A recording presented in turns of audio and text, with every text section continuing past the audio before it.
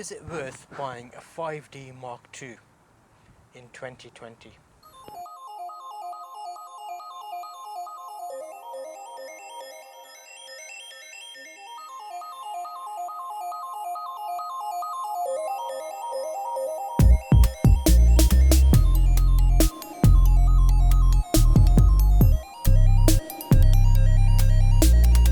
Here's my 5D Mark II with a 50mm 1.4 lens. I think, yes, you should still buy a 5D Mark II. And the reason being, they're relatively cheap, they give you great image quality, they're great in low light, it's a professional body, and it's a magnesium body.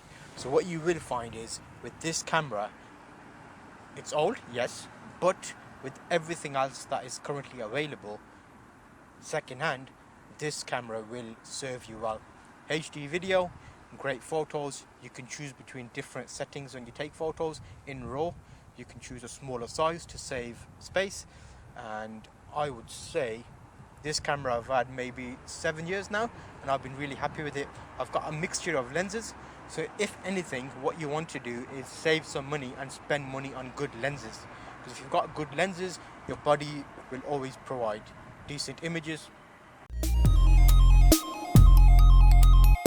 Don't get stuck in the megapixel war. Every camera is getting more and more megapixels, but do you need megapixels?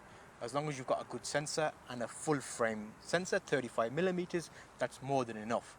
Don't compare them to mobile phones because mobile phone sensors are smaller. 5D Mark II, go and buy it right now.